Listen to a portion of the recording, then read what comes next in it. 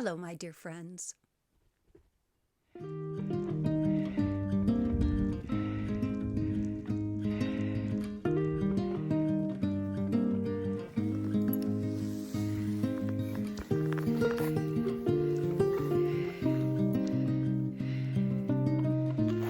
Go ahead.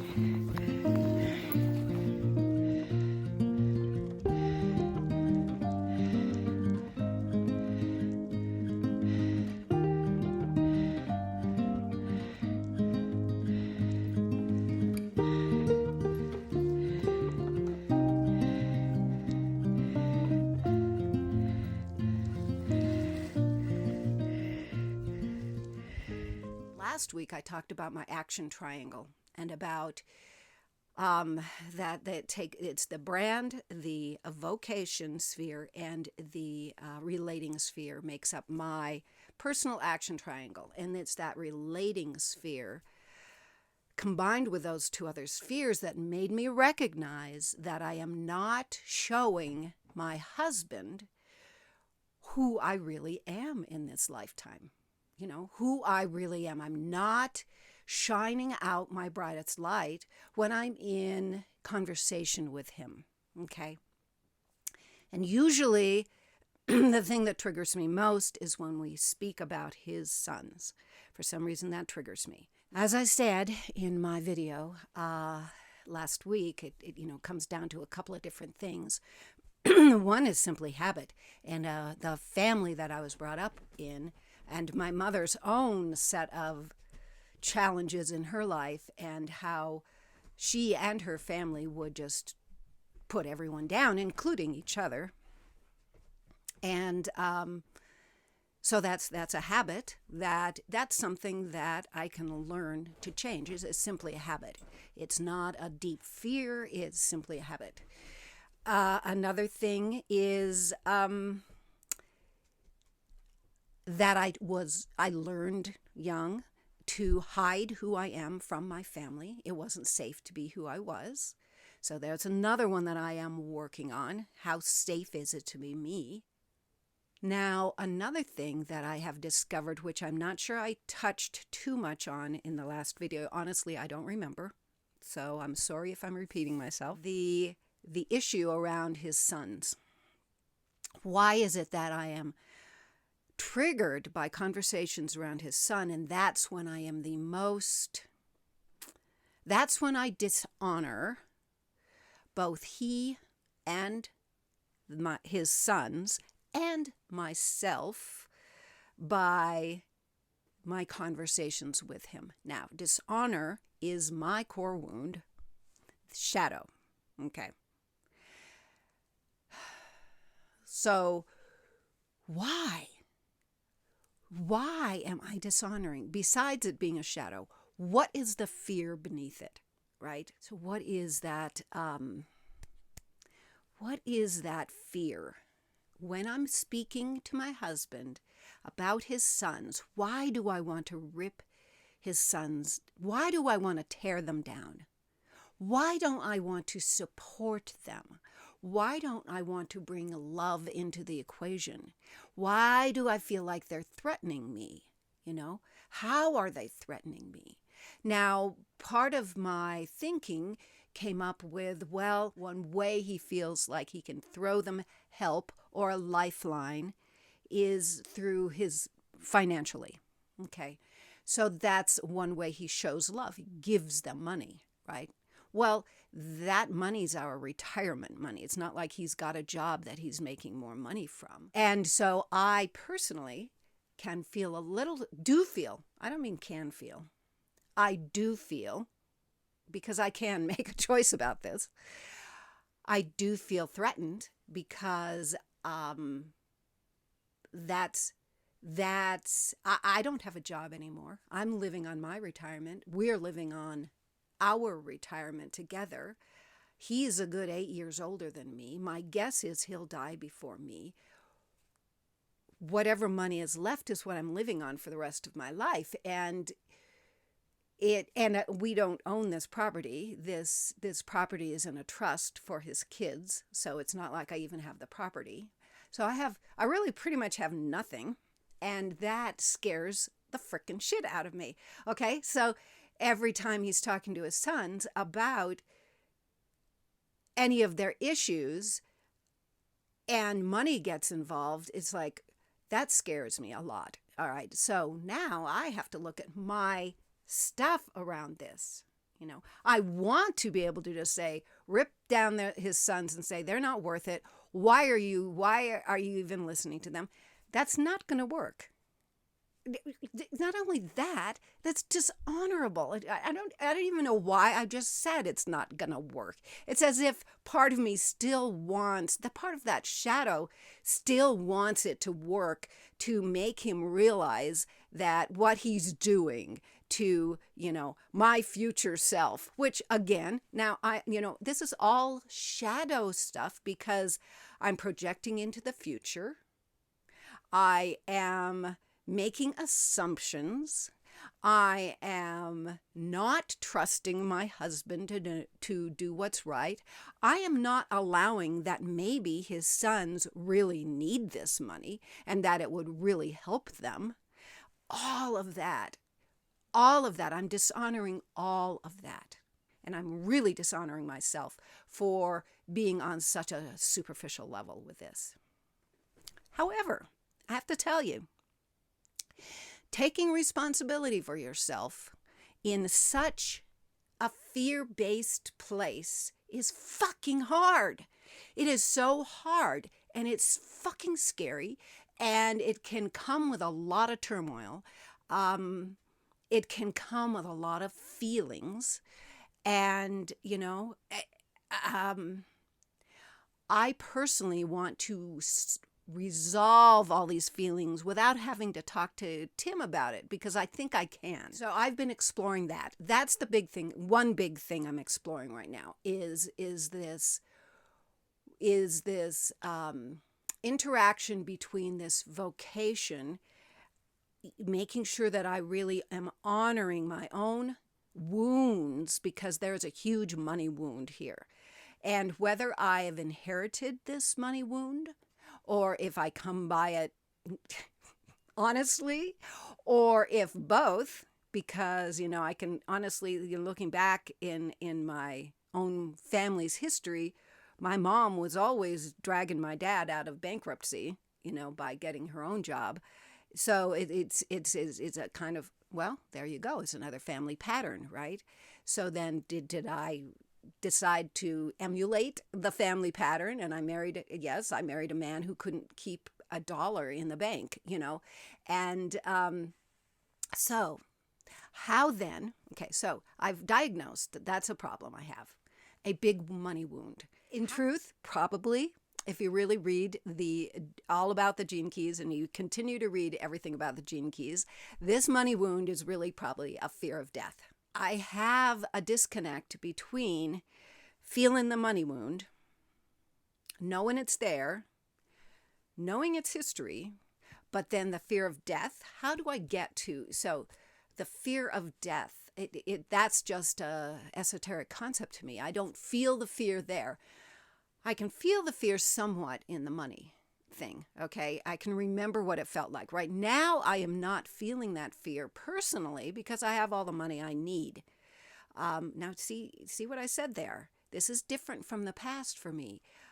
I used to think I was poor because I didn't have all the money I wanted. I used to think I was poor because I didn't have all the money I wanted. Somehow in the last 7 years, that has shifted to I feel absolutely prosperous because I have all the money I need. Okay, so I actually have the seed and the seedling of the answer to this issue with my husband and his sons. I have the seedling there. Okay. And I just recognized that because I am not in that place right now of that fear of money. So why is it really just a habit with my husband? Why am I still dealing with this with him and his sons. When he dies, he will leave me whatever money is there. And there is a scary part there, because part of me is sitting there going, what if there's like only $10,000 in the bank? I have to live the rest of my life on this, along with Social Security if it lasts, And I don't know, perhaps something else will come along and I actually might have an income as a wise woman, as a guide. I don't know. I don't know any of these. Once again, it's future forecasting. And that's not going to help me. So, okay. So I've been talking to my friends about this, and we've been sorting through how do you get, if fear of death is underneath this, how do I bridge that fear of, how do I bridge that money wound? Because I really think in that core wound, I really need to deal with the money wound first. And as soon as the money wound I've dealt with personally, I can bring a lot more grace to any conversations I have with my husband. So the money wound, how do I mend that? So because I think, again, it's that fear of death. How do I what's the bridge? One of my friends, thank you, Maddie, talked about how she thinks of her shadow of desire, and so what is it in her shadow of desire that she would want if she didn't have any money that she couldn't have, and how would that affect her? Okay, so for her that might work. And I thought, oh, that makes sense. What do I desire? Okay, but then I thought, wait a minute though, that's her shadow. What do I have in my shadows that might be pinging this? And I think of, let's say my husband died in 5 years, and I go to our savings and I go to our retirement funds, and I find that we have very little money. And what happens then? I don't have enough money to pay a rent or whatever. I have to ask for help. Okay, that is scary as shit, because asking for help is related to my shadow of weakness in my purpose key. Okay, so in my purpose key, just going to my sons and asking to move in with them or to have some help, to me, that's just unheard of. I can't imagine doing that. And it just scares the shit out of me that I might have to get to that point, or ask the state, how do I even do that? And then I have to get help from other people. It just, to me, that pings very true. All right. And then I was talking to Haley Curtis yesterday, and she said that the bridge, in her experience, the bridge between that wound, whatever that wound is, and right now it's the money wound, and the fear of death is the fear of not being able to live. The fear of not being able to fully live. And boy, clearly that struck me as really important.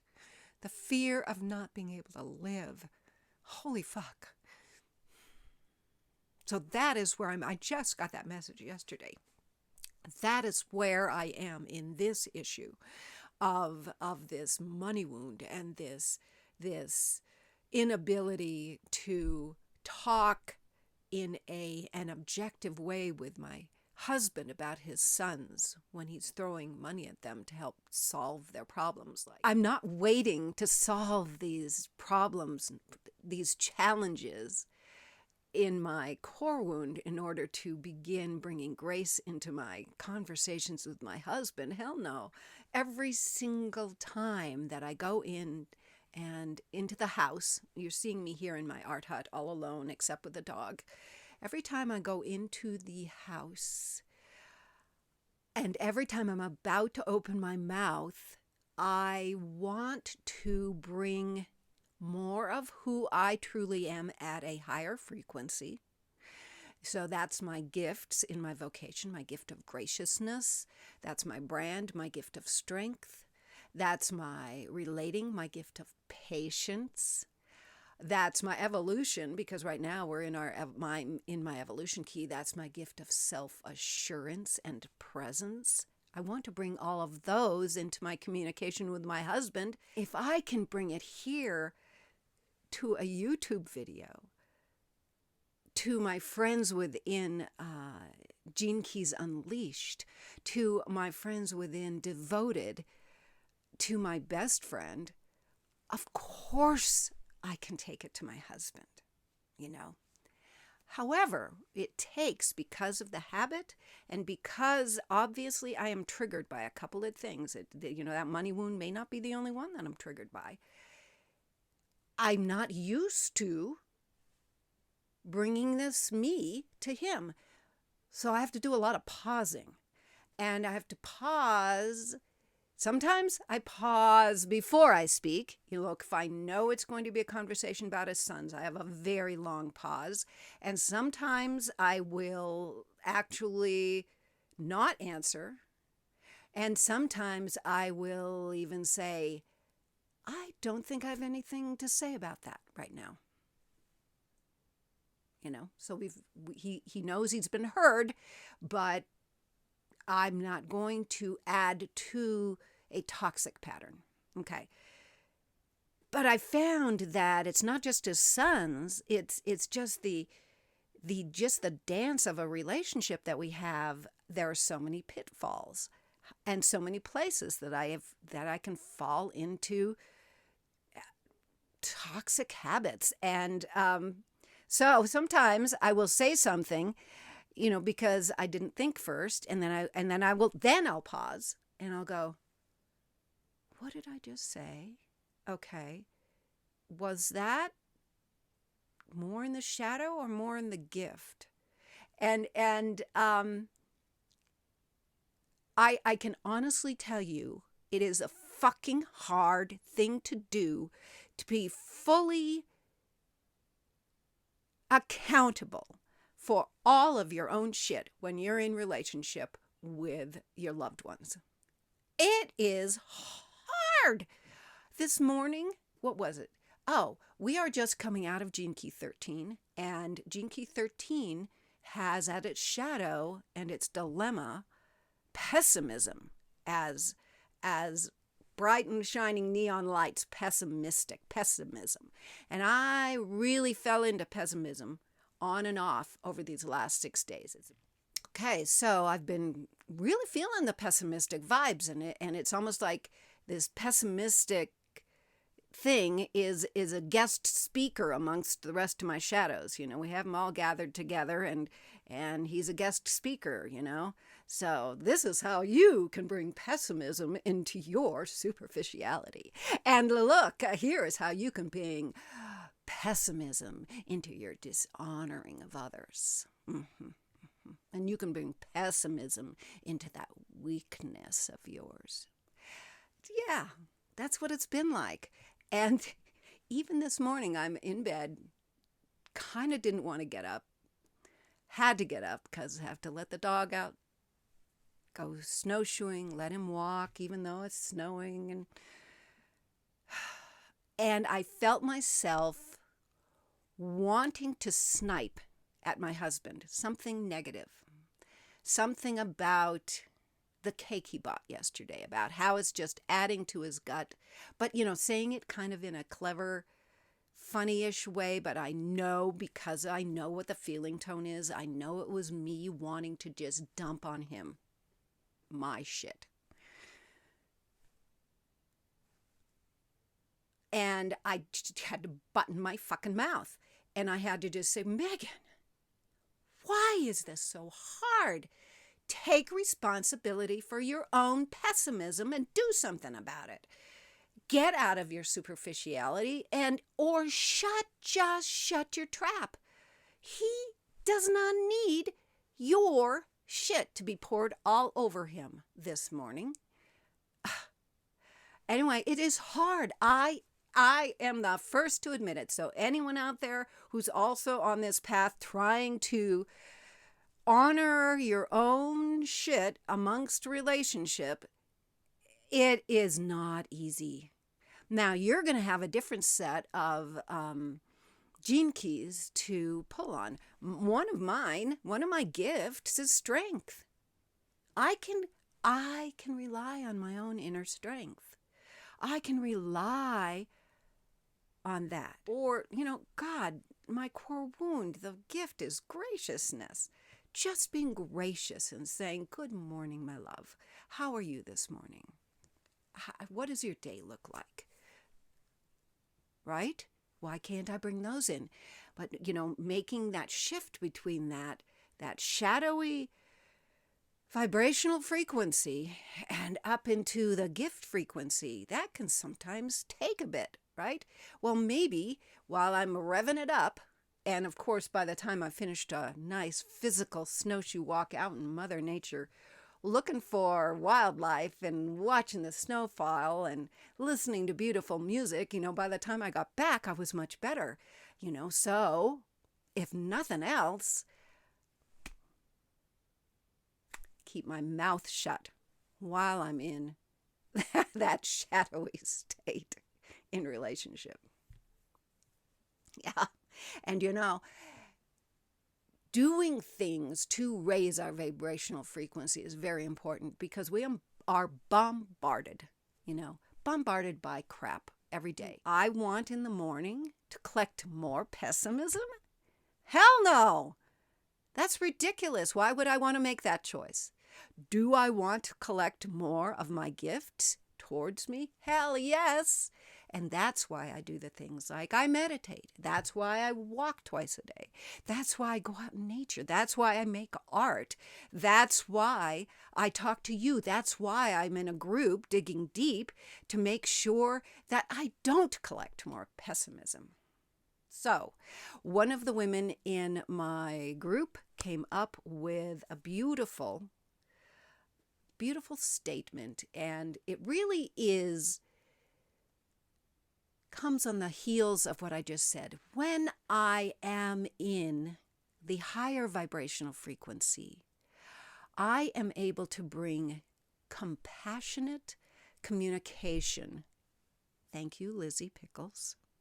I can bring compassionate communication into the field. All right?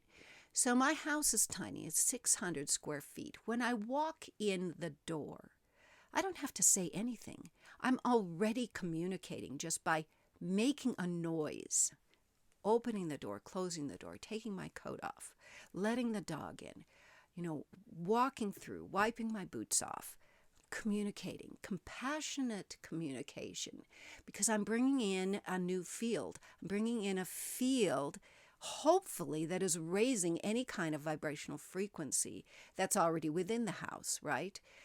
Because I can. And why wouldn't I? Graciousness is my gift. Grace is my gift. Presence is a gift I have.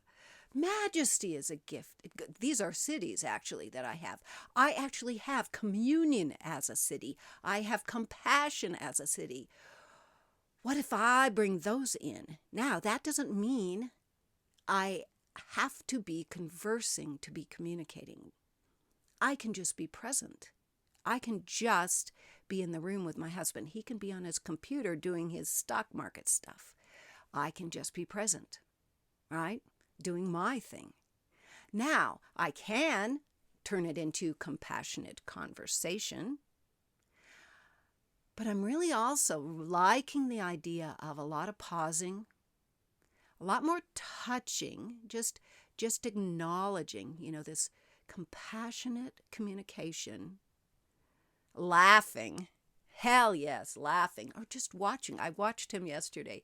He had his headphones on. He was on his computer, and I could tell he was watching Jeff Dunham. And Jeff Dunham is the one he's the ventriloquist who has these dummies. He's brilliant. I love him. He loves him. And I'm just watching him. I'm sitting on the couch. He's at his computer watching Jeff with his, headphones on, and his whole body is relaxed, and his face is just radiant with humor.